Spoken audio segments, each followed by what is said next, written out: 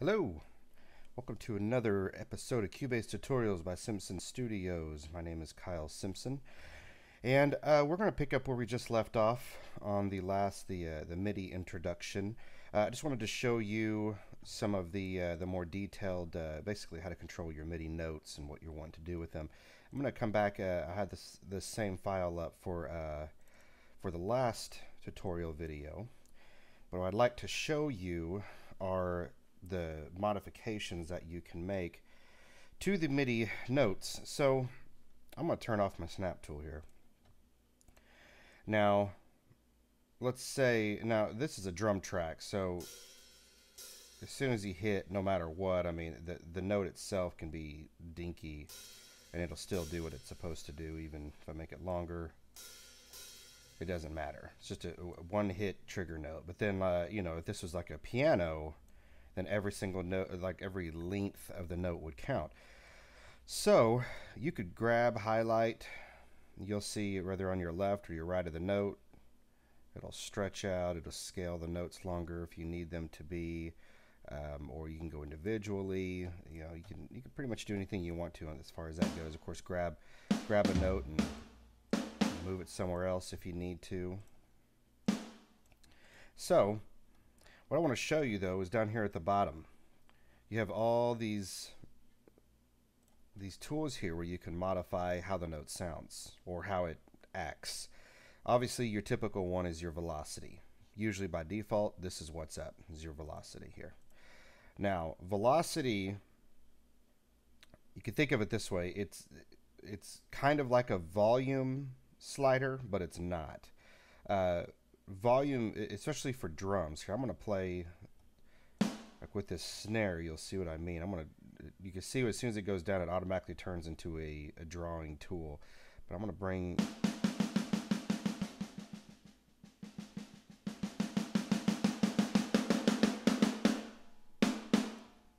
same with kick.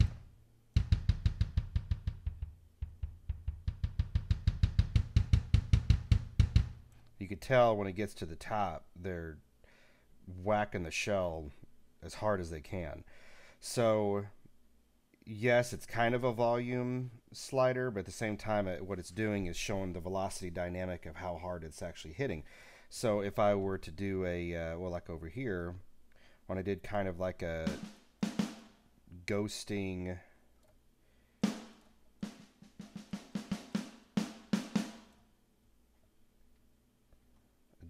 snare, so I'll show you here. So now it sounds extremely, way more realistic than being maxed out. You know, not near as mechanical sounding. So definitely if you're punching in drums and you really want that humanized sound, I'd suggest not maxing out all of these and really kind of adding in detail. Now sometimes, depending on the VST instrument you're using, like these have tons of voices, is what they call them, voices and layers.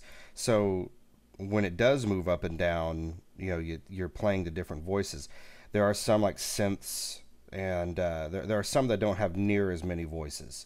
So this actually does become just a volume fade.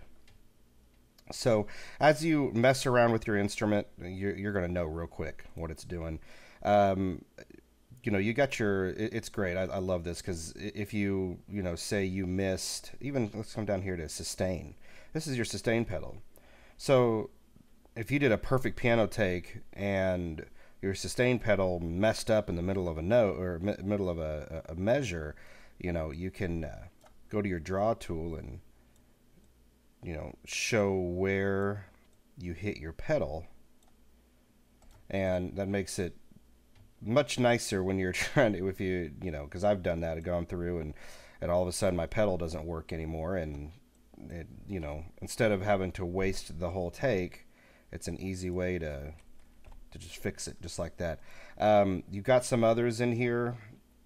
Some of these don't work with the instrument. It really just depends on what you're working with. Pitch bend is obviously, you know, links to the pitch bend wheel on your piano. Another one is modulation. Now, if you have like if you're doing some string work and and it has a modulating slider, you know, that gives the violin a little bit more umph to it, or you know, things like that. If you've ever messed with any, you know, high quality violin work, or any kind of orchestration plug-in, a lot of them will have, you know, this is your modulation wheel that you can, this is the free turning wheel on your piano that you can mess with. And same thing, come in here. Of course, this is, you know, because you can move the wheel up and down like this. And I mean, you can literally do anything you want to do, and that's what makes it really nice. Now, let me come back here to velocity. So obviously, I got a lot of inconsistent snares, so I can highlight just the snare here. Now this is what I love. When it comes down here to the tool, you've got some little dots here that pop up that you can mess with. This is great if you want to just raise the volume of all the snare. You highlight, come down here, you get this little dot right here in the middle. If you grab it and pull up, you'll see that you're only pulling up just the snare.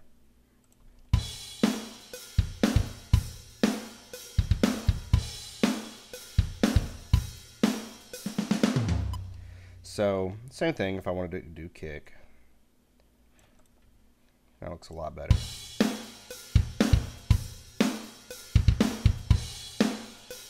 Here I can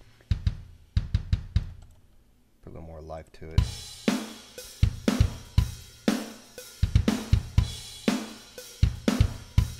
So another one, let's say I max all this out and I want to reduce all of it. I highlight it all, I get the same thing. I can reduce it this way. Or let's take, for instance, mess all this up here. I'll show you. Now when I highlight, there's another little dot over here. This little guy can be really, I really like it, especially for strings. If I want to level out without making them 100%, you know, even all the way across, I just want to level out the notes a little more. That's where this dot, this little guy right here, comes in handy. If I grab it and I pull down, then I have complete control over how much. If I keep going, it will level out 100%. But like right there, it's not perfect. And then I grab this guy. I'll move it back up. Now I just created a not so perfect drum track, but it's got a lot of velocity.